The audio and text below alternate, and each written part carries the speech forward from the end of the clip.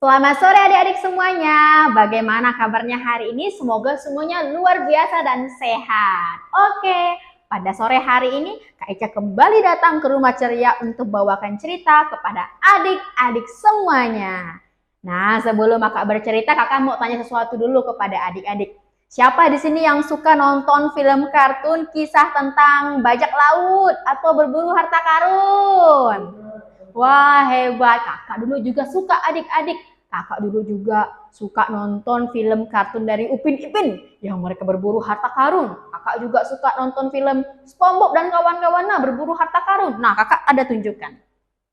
Nah, kalian suka karakter mana? Kalau kakak suka Patrick karena dia lucu. Adik-adik ini suka membawa kelucuan atau melawak kepada teman-temannya, ya kan?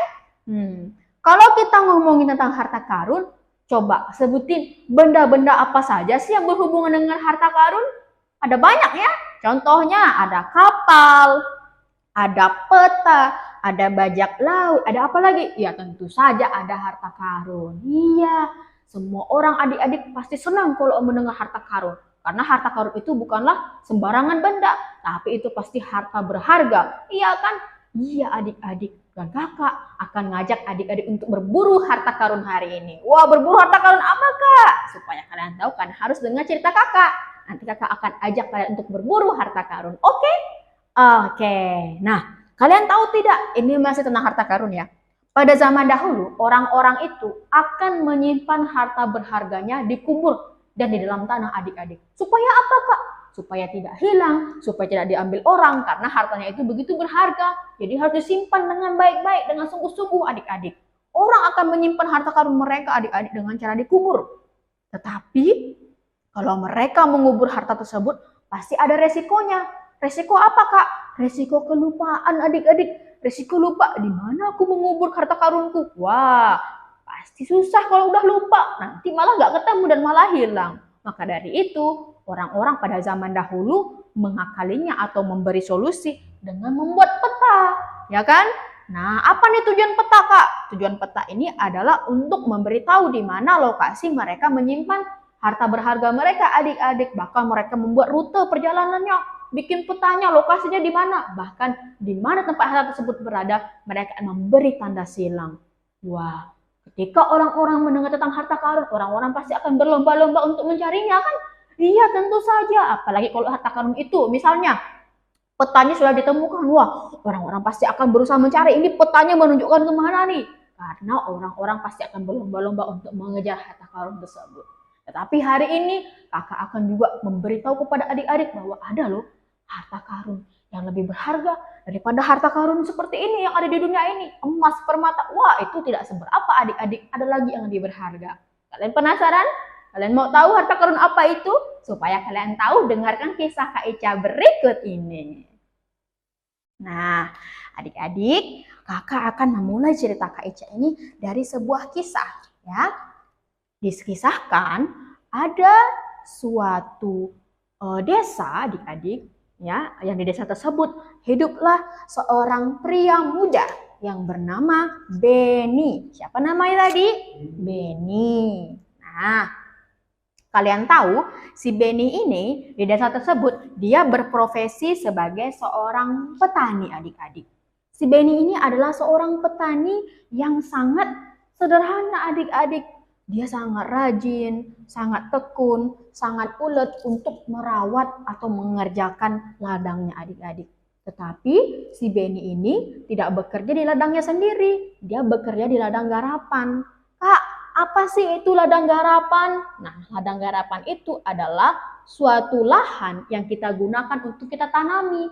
Jadi dia hanya menggunakan lahannya untuk bertanam di situ. Kemudian hasil dari dia mengerjakan ladangnya akan dia bagi dua hasilnya dengan si pemilik tuan tanah adik-adik. Jadi si Beni ini bekerja di ladangnya orang. Dia mengerjakan ladangnya itu dengan sungguh-sungguh, dengan penuh semangat, dengan penuh ketekunan adik-adik. Dan suatu hari sore, saat si Beni ini sedang bekerja di ladangnya tersebut, si Beni ini ceritanya sedang mencangkul adik-adik. Ya, si Beni sedang mencangkul tanah. Saat si Beni lagi asik-asiknya mencangkul tanah, si Beni merasa kalau tanah yang dicangkul itu keras. Rasa-rasanya tanah di sini bukan tanah yang berbatuan. Kok keras ya? Apakah ada batu yang besar? Ah, cobalah aku gali saja. Akhirnya adik-adik, si Benny terus melanjutkan kegiatan mencangkul tanah tersebut adik-adik. Dia mulai cangkul terus adik-adik. Karena tanah tersebut begitu keras adik-adik. Sehingga si Benny pun semakin terus menggali tanah tersebut. Ternyata si Benny benar-benar merasa, wah ini sepertinya bukan batu nih. Sepertinya ini sesuatu.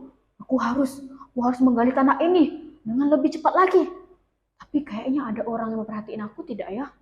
Si Benny mulai was-was adik-adik karena dia merasa ini bukan batu, ini sesuatu. Si Benny mulai menggali tanah tersebut.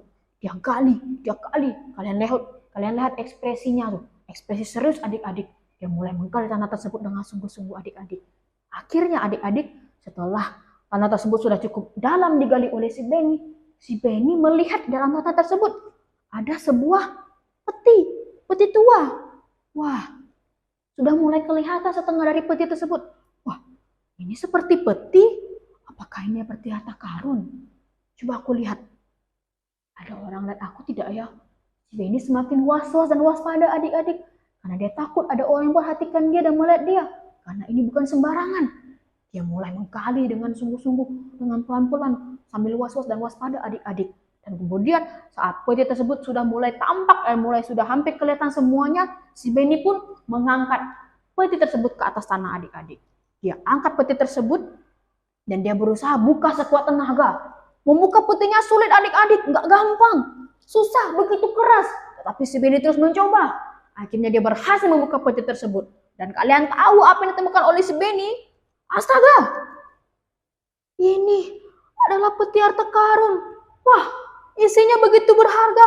Ada emas, berlian, permata, mutiara. Wah, apa yang kutemukan ini? Apa yang kulihat ini? Ini adalah harta karun.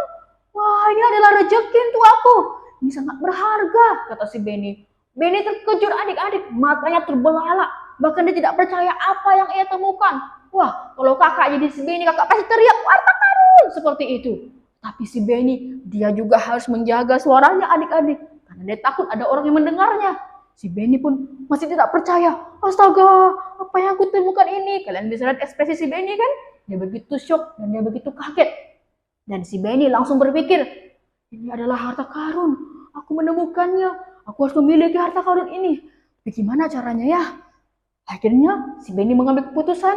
Dia ambil lagi cangkul itu adik-adik. Dia kubur lagi harta karun itu. Wah, kok malah dikubur kak? Nah, kalian tahu kira-kira apa yang dilakukan oleh si Benny? Si Benny justru malah mengembalikan peti harta karun tersebut ke dalam tanah adik-adik. Dia kubur dengan cepat. Dengan cepat dia melakukannya. Karena dia takut ada orang yang melihatnya adik-adik. Dia kubur. Kemudian Benny ngomong seperti ini. Aku harus kubur harta karun ini untuk sementara dulu. Sambil aku akan pulang ke rumah, nanti aku akan ambil tabunganku. Terus aku akan membeli ladang ini. Supaya aku juga bisa memiliki harta karun ini. Aku akan siap menyediakan uang berapapun supaya aku bisa membeli ladang ini. Nah, jadi si Benny adik-adik berencana untuk mengambil tabungannya, menjual harta bendanya, bahkan dia juga berencana untuk menjual rumahnya. Demi apa? Demi supaya dia bisa membeli ladang itu adik-adik. Karena tujuan utamanya adalah si harta karun tersebut adik-adik. Akhirnya setelah si Benny sudah selesai mengubur harta karun tersebut kembali, dia pun segera bergegas kembali ke rumah karena hari sudah mulai malam adik-adik. Tetapi si Benny begitu bersemangat adik-adik sehingga ia pulang ke rumah, dia langsung mengambil uang tabungannya adik-adik. Wah, si Benny juga sama seperti kita, dia juga punya celengan adik-adik. Dia mengumpulkan uang tabungannya, dia juga jual perabotan-perabotan berharga di rumahnya. Bahkan kalian tahu, si Benny juga menjual rumahnya nih, lihat. Wah, sampai segitunya si Benny ya. Dia sampai rela jual rumahnya loh. Iya, karena apa yang dia jual itu nggak sebanding dengan harta karun yang ditemukan adik-adik. Sehingga si Benny rela melepaskan semua harta bendanya supaya dia bisa punya uang dan bisa membeli ladang itu adik-adik. Hingga akhirnya singkat cerita, terkumpullah uang si Benny, uang hasil tabungannya. Dia menjual perabotannya, bahkan dia menjual rumah adik-adik. Si Benny sangat senang dan tidak sabar untuk menemui si tuan tanah. Keesokan harinya adik-adik, beberapa hari kemudian si Benny pun berangkat menemui si tuan tanah adik-adik. Dia bertemu dengan si tuan tanah. "Permisi Pak," kata si Benny adik-adik datang menemui si tuan tanah. "Ya Benny, ada apa? Apakah engkau sudah selesai mengerjakan ladang itu? Dan apakah sekarang engkau akan menjual hasil ladangnya?" Sebenarnya hampir selesai Pak, tapi sebenarnya aku ingin berbicara kepadamu. Aku ingin bertanya, boleh tidak Pak, aku membeli tanah dan ladangmu itu? Aku siap membayarnya berapapun harganya. Benarkah? Kenapa engkau ingin membeli ladang itu, Benny? Ya, aku ingin membelinya, Pak. Aku ingin mengerjakan ladang itu sebagai milikku sendiri, kata si Benny. Baiklah, tapi memangnya engkau siap membayar harganya, Benny? Siap, Pak. Aku sudah siapkan uang tabunganku dan aku sudah punya uang. Aku siap membayar berapapun harga yang ingin kau jual kepadaku, kata si Benny dengan penuh semangat. Baiklah, kalau begitu oke. Aku bersedia menjual ladang itu kepadamu. Kau boleh memilikinya, kata si tuan tanah adik-adik. Akhirnya si Benny dan si tuan tanah pun sepakat dengan harga dari tanah dan ladang itu adik-adik. Dan akhirnya si Benny pun berhasil memiliki ladang tersebut.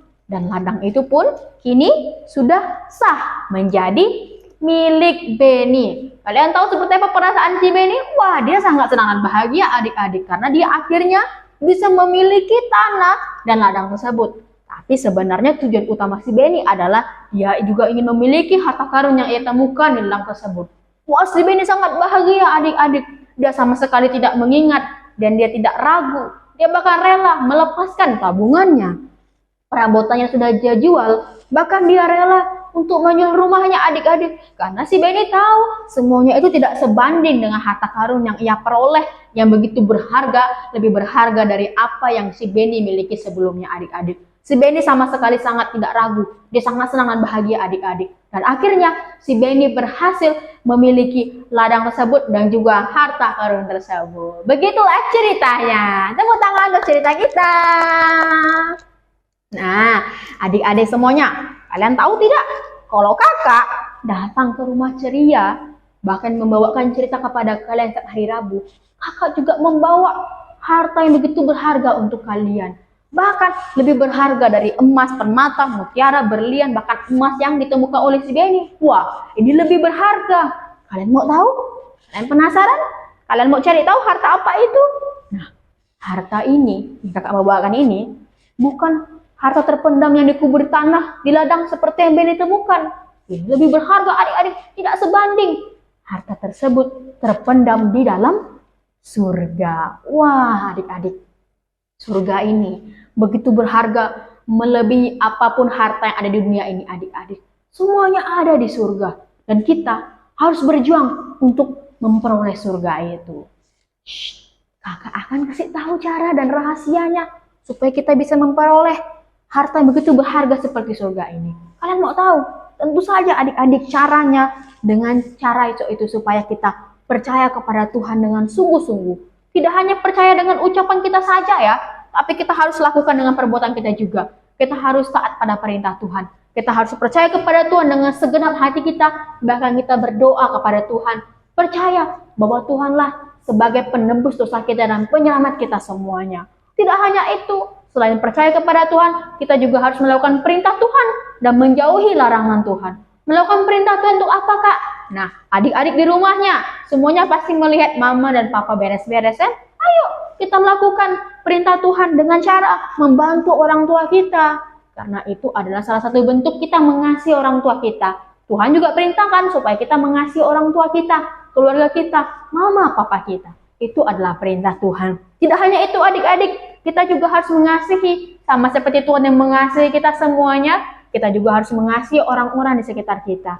Contohnya, kalau adik-adik punya teman yang sakit, kalian harus bantu dan tolong, jenguk mereka, doakan mereka, berikan semangat kepada teman-teman baik kita. Bahkan sekalipun kepada musuh kita adik-adik, kepada orang yang tidak senang kepada kita.